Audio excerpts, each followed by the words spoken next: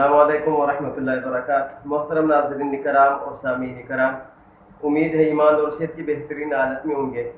آج ہم گفتگو کریں گے تحقیق میں موضوع کے انتخاب پر۔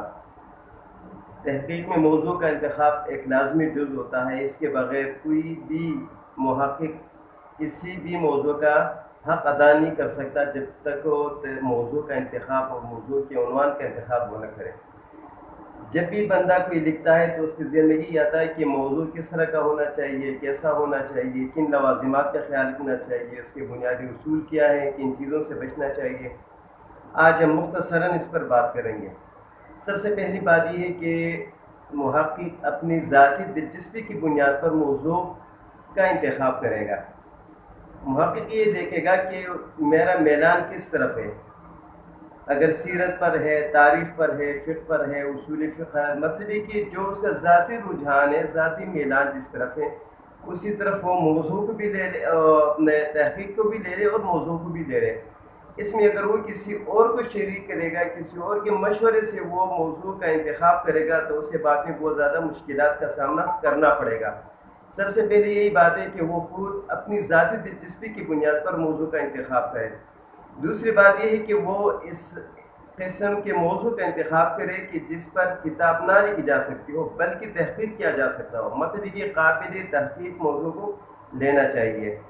اس کے بعد تیسرے نمبر پر یہ ہے کہ جو اس کا نگرانی مقالہ ہے یا نگرانی محقق ہے اسے بھی اپنے تجاویز مشوروں میں شامل کرے تاکہ ان کے باہمی مشورے کی بنیاد پر ایک بہتر موضوع سامنے آ جائے۔ خدا نخواستہ اگر ایسا ہو جائے کہ محقق کی دلچسپی کا تو ہو لیکن نگران کی دلچسپی کا نہ ہو تو یہ بعد میں بہت زیادہ مشکلات کا سامنا اور کافی ساری خرابیاں سے پیدا ہو جاتی ہے۔ تو محقق کو چاہیے کہ موضوع کے انتخاب میں اپنے نگرانی مقالہ کو بھی شامل کر لے۔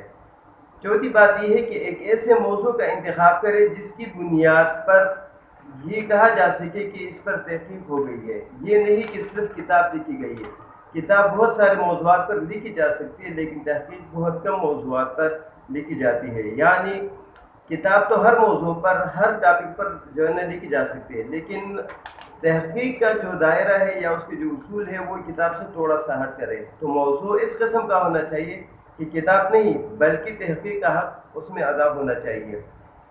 پھر یہ بات بھی لازمی طور پر ذہن میں یاد رکھنی چاہیے کہ وہ موضوع لے لے جس پر نہ کام ہوا ہو اور نہ کام ہو رہا ہو، بلکہ ایک نیا موضوع ہو اور ایک نئے موضوع کو وہ آگے لے کر بڑھے۔ پھر یہ ہے کہ اس نئے موضوع کو جو آگے لے کے بڑھ رہا ہے تو اس کا لازمی طور پر کوئی نتیجہ بھی نکالے، کوئی اثرات بھی دکھائے، علم میں اضافہ، لوگوں کے علم میں اضافہ اس سے ہو جائے، محقق سے ایک نتیجے پر پہنچ جائے، یعنی نتیجہ خیز اور علم میں اضافے کے لیے وہ جو ہے نا کسی بہتر موضوع کا انتخاب کرے۔ پھر آخری بات یہ ہے کہ وہ ایک ایسے موضوع کو لے لے جو کم وقت میں یا ایک متعین وقت کے دوران ہی وہ ختم ہو جائے۔ یوں نہیں کہ بندے کی زندگی ختم ہو جائے اور تحقیق کا حق ادا نہ ہو جائے، موضوع کا حق ادا نہ ہو جائے۔ ریٹائرمنٹ سے پہلے اور ایک خاص متعین وقت کے اندر موضوع کو کور کرنا چاہیے اور جو ہے نا اس پر کام مکمل ہونا چاہیے۔ تو محترم ناظرین کرام، یہی چند باتیں تھیں جو موضوع کے انتخاب کے بارے میں باتیں کی ہوئی ہے۔